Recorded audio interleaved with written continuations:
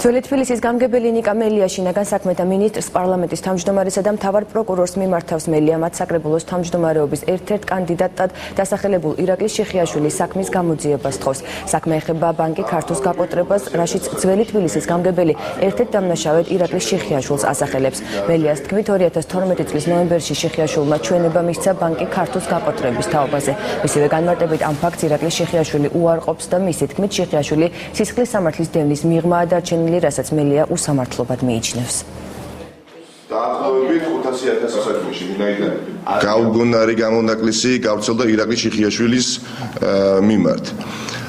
სწორედ ამიტომ მე მინდა მიმართო შინაგან საქმეთა მინისტრს ბატონ ირაკლი ღარიბაშვილს, რომლის უწყებად სხვათა შორის იძიებდა ამ საქმეს, გენერალურ პროკურორს, პარლამენტის თავმჯდომარეს, რომ დაინტერესდნენ აღნიშნული საქმით, ვინაიდან სახეზე გვაქვს მართლაც კლასიკური მაგალითი ორმაგი სტანდარტისა სისხლის სამართლის საქმეში, სადაც